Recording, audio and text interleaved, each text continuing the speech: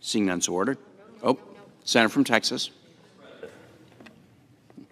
Senator from Texas. Reserving the right to object, this bill would constitute a federal government takeover of elections. It would constitute a massive power grab by Democrats.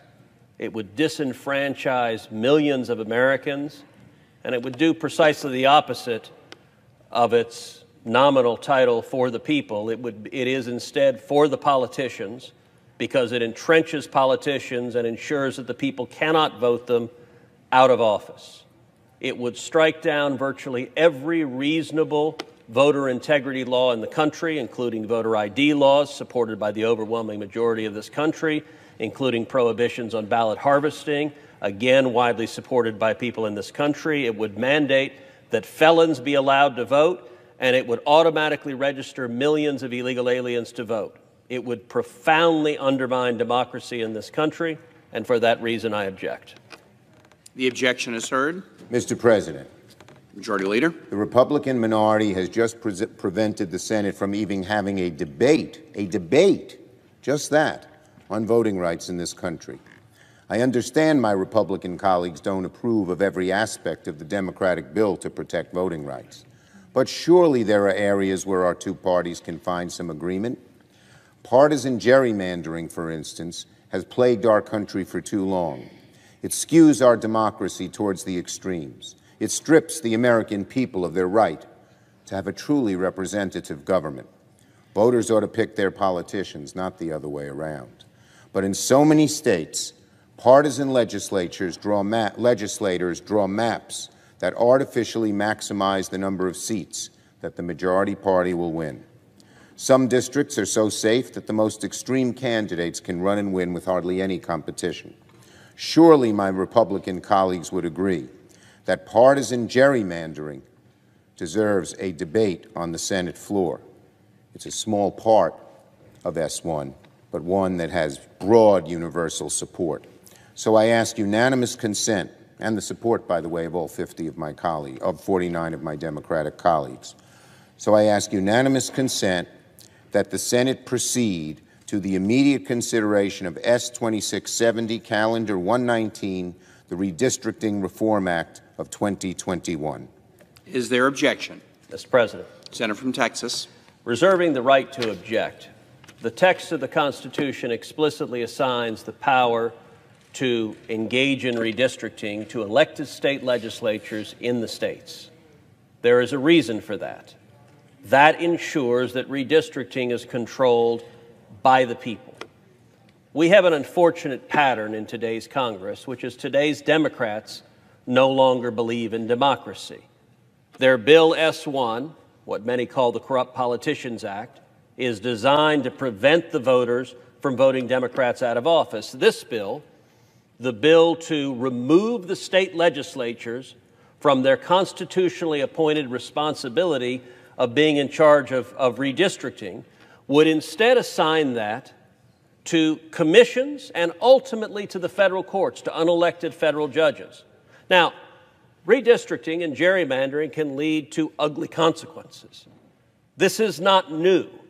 The founders were well aware of the ugly consequences of gerrymandering. Indeed, the very word gerrymander comes from Eldridge Gerry, one of the founders whose district was so contorted it looked like a salamander. That's where the district came from. The founders knew that if you give redistricting to elected politicians, they will act based on political concerns.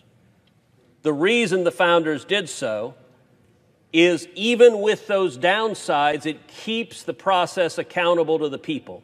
If you instead hand it over to unelected commissions or to unelected federal judges, the people are disenfranchised. That is a serious mistake. I would note, over a decade ago, I defended the constitutionality and the constitutional assignment of that responsibility to the state legislatures before the United States Supreme Court in the Texas redistricting case, and we won a landmark 5-4 victory where the Supreme Court upheld the clear constitutional authorization of legislatures to engage in redistricting, even if they engage in political concerns, because the check on that is not unelected judges second-guessing the people. Rather, the check on that is democracy and the people engaging in their own check and balance. Accordingly, I object.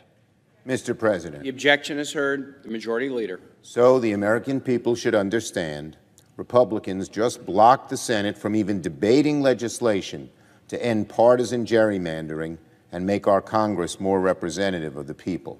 Surely our Republican colleagues, however, would agree that billions of dollars in anonymous campaign donations every year is not a function of a healthy democracy.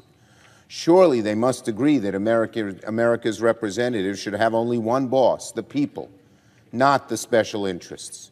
So I'm going to ask the Senate now to debate a simple measure to bring a much-needed transparency to campaign donations. Just transparency, not even limits, although I would certainly support those. At the very least, the American people deserve to know who is trying to influence their representatives and how strenuously. So I ask unanimous consent the Senate proceed to the immediate consideration of S. 2671, Calendar 120, the Disclose Act of 2021, which has the support of our entire caucus. Is there objection? Mr. President. Senator from Texas. Reserving the right to object. You know, I would note there is a long history of government trying to force the disclosure of the identity of political contributions, and much of that history is sordid. Indeed, in a landmark case before the United States Supreme Court, racist Southern Democratic politicians tried to force the NAACP to hand over their donor list. And they wanted to do so for reasons that were not difficult to discern, because they intended to persecute those who dared contribute to the NAACP. And the Supreme Court, in a landmark decision, concluded that the Constitution protects against that forced disclosure. But I will say, the Majority Leader said just a few minutes ago, that surely there must be some area of common ground, and indeed there is on this issue. I think all of us, if we were speaking in a moment of candor, if we were not engaged in our typical partisan battle on the floor, would acknowledge the current system is stupid. The current system makes no sense. Super PACs make no sense. Why is that? Because in all of our elections, every one of us has run for elections, there are super PACs, which are independent groups. It is illegal for us as candidates to speak with those independent groups. And in every one of our races, I see the senator from Arizona. He's going to have a hotly contested race. It wouldn't surprise me to see $100 million or more spent in his race, perhaps on both sides. Much of that will be spent in super PACs. It is illegal for us as candidates to communicate with those super PACs, and so we are left with the bizarre situation where there's millions or sometimes tens of millions of dollars being spent on behalf of us, millions, sometimes tens of millions of dollars being spent attacking us, and we can't communicate with them. We hope it has some bearing or relevance to what we believe. Every Congress since I've been here, I've introduced legislation to end this. This is legislation called the Super PAC Elimination Act. This act does two very simple things. Number one, it allows unlimited individual contributions to federal campaigns. Not from unions, not from corporations, but from real human beings, from people, unlimited contributions. I would note, this is the way the state of Texas handles state elections. Number two, my legislation, the Super PAC Elimination Act, requires immediate 24-hour disclosure. So if an individual writes a check to a campaign, that gets disclosed immediately, and you can debate about whether that contribution was corrosive or not. This legislation would not prohibit super PACs, but as a practical matter, super PACs would fade from relevance, because every candidate would much prefer money given to their campaign where you can spend on your own message. It would make far more sense to have an open, transparent system. Accordingly, I ask unanimous consent that the Senate proceed to the immediate consideration of a bill at the desk that would protect freedom of speech in America's electoral process and ensure transparency in campaign finance. I ask unanimous consent that the bill be considered read a third time and passed, and that a motion to reconsider be considered made and laid upon the table. Mr. President. Majority Leader. I object to the senator from Texas's legislation. It's obvious to just about every American it would make a bad situation even worse. So I object. Objection is heard. Is there objection? Is there objection to the original request from the Senator of New York? I object. Objection is Mr. heard. President, in Majority conclusion, Leader. before I turn it over to some of my colleagues, so Democrats have tried to do something very simple. We asked the Senate to start debate, just debate, on legislation to protect voting rights and strengthen our democracy. Republicans said no. Democrats asked to debate a measure just to prevent partisan gerrymandering. And frankly, in my colleague's response, he was all over the lot. It's good to have politicians do it. It's not good to have politicians do it. It's good to have judges do it. It's not good to have judges do it. We would set standards to make sure that in a state like Wisconsin, where 53% of the people voted for a Democratic member of the state assembly, only a third of the districts were Democratic, drawn by a Republican legislature. So Republicans have said no, they don't even want to debate these issues. Democrats asked to debate a measure to bring much-needed transparency to campaign donations and get special interest dark money out of politics. Republicans still said no. So let there be no mistake about what is going on here. We have reached a point in this chamber where Republicans appear to oppose any measure, no matter how common sense, to protect voting rights and strengthen our democracy. Let there be no mistake, both inside this chamber and outside of it. Republicans have formed a wall, a total wall, of opposition against progress on voting rights in the United States Senate. Even on an issue as sacred as the right to vote, Senate Republicans refuse to allow even a debate. They're afraid to debate it. Yesterday morning, we saw what it looks like when the Senate comes together. This is what it looks like when it doesn't. Apparently, there are very serious and important limits to bipartisanship. There are some issues where Republicans refuse to join us in good faith to make progress for our country. I never thought I'd see the day when voting rights, which used to be supported in a bipartisan way as recently as 2006, would be one of those issues. But that's what we have come to, total Republican intransigence when it comes to simple measures to make our democracy more perfect and strengthen the hand of the individual voter. Now, let me be clear. Republicans refusing to support anything on voting rights is not an excuse for Democrats to do nothing. In recent weeks, I have met with a number of Democratic senators, Senators Klobuchar and Merkley, Manchin and Warnock and Padilla, Kaine, King, and Tester, and Manchin, to discuss a compromise voting rights bill. We have made a great deal of progress on that legislation. We had a very good meeting as recently as yesterday afternoon, and we intend to rally around it. So tonight, I am filing cloture on a vehicle to allow the Senate to take up the compromise voting rights bill. Voting rights will be the first matter of legislative business when the Senate returns to session in September. Our democracy demands no less. I yield the floor. I yield to my colleague from Oregon and then my colleague from Rhode Island. Mr. President, Senator from Oregon. we have the privilege to come to this floor and examine issues important to every American. And what could be more important than the fundamental right to participate in the guidance of our country, to be able to cast a ballot. Now, that ballot box, it's the pulsating heart of our republic. In fact, it's 56 years ago, just a couple days ago, that President Johnson signed the Voting Rights Act of 1965. And what did he say? He said it's wrong, deadly wrong, to deny any American the opportunity to vote. Well, what was deadly wrong in 1965 is deadly wrong in 2021.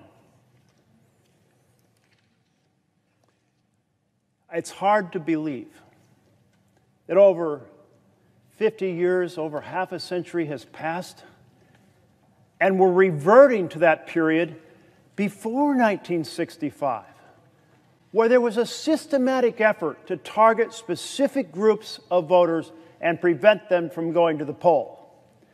And we all know how this worked. On election day, there'd be fewer precinct voting locations in those areas you didn't want to vote.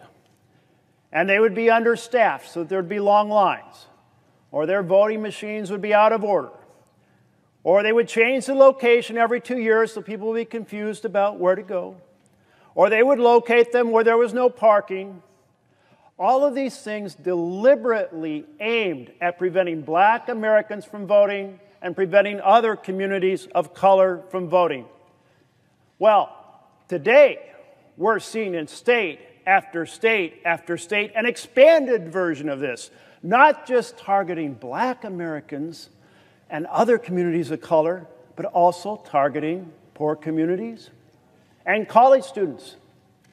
And we see these laws unfolding in just the recent months. I would expect 100 of our colleagues here to stand up and defend the ballot box. Aren't we long removed from those days of that racist past? But apparently not. So some of us have to stand up and say, we are going to stand up for the vision of our Constitution, where all men and women are created equal, and every man and woman has a right to participate in the guidance of this country. You know, we know that in the founding of our country, we had a beautiful vision, imperfectly formed, that black Americans, Native Americans, women were not allowed to vote, and we fixed those things over time. We've progressed in an arc to full opportunity. And that's what we're fighting for now, full opportunity of every citizen to have a full measure of what it means to be a participant in a republic. Oh, there's much more in this bill to mend the assault on equal representation through the diabolical gerrymandering denied to bias the outcome for one party over the other. And certainly to keep billionaires from buying elections. And when we ask people around the country, independents, Democrats, Republicans, they all say, we do not want billionaires to buy elections.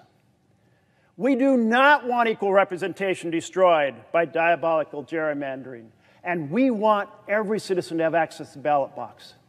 But in this chamber, suddenly the views of the Republicans across this country are forgotten by my Republican colleagues across the aisle. In that thirsty quest for power, they're willing to violate the fundamental principles that inspire our nation. And it is wrong, deadly wrong today, as it was in 1965. Thank you, Mr. President. Rhode Island. Word on dark money. When the Republican justices on the Supreme Court opened the floodgates of unlimited money in the disgraceful Citizens United decision, that suddenly made something new very important. And that was to hide who you are when you're spending the money. If the biggest check you can write is $5,000, there's no great premium in hiding who you are. When you can write a $5 million check to back a candidate, suddenly hiding who you are becomes extremely valuable and salient. So suddenly this became very real. But those justices who had opened the door to unlimited money, when they made that decision, in order to justify that decision, they had to say that the spending had to be transparent. Otherwise, the Citizens United decision would not have worked in the constitutional scheme. They had to say that. But for the next decade, what did they do about it? Case after case came before them where the dark money problem was raised, We rode through $1 billion in dark money being spent in our elections. This was on the front page of the newspaper. This was being done in plain view. And what did the Republican justices on the Supreme Court do to enforce their own stated requirement of transparency? Not one thing. And so we have had a decade of corruption of government by billionaire interests who can hide who they are and operate through an enormous phalanx of phony front groups whom they have stood up. And if you want to know how real this is, look at what we have had to do in the reconciliation measure to address climate change. Because when I got here, there were Republicans willing to address climate change. We had bill after bill in the Senate that were bipartisan and serious and sincere. That stopped dead in January of 2010 when Citizens United was decided, the dark money spigots opened, the fossil fuel industry behind them enforced compliance across the entire Republican Party. If you crossed the fossil fuel industry on climate change, you were Bob Inglis, you were out, you were done. If you lined up with them and did what they said, in came tens of millions of dollars in dark money to support you. It was a devil's bargain, and it cost us a lost decade on climate change, and now we have to go forward, sadly, in a partisan way to solve this problem. That is the pressure of dark money in our politics. It is behind the capture of the Supreme Court. It is behind voter suppression. This is demonstrable stuff. And we've got to put an end to it, and it is a tragedy and a disgrace that we can't go to cleaning up the dark money mess.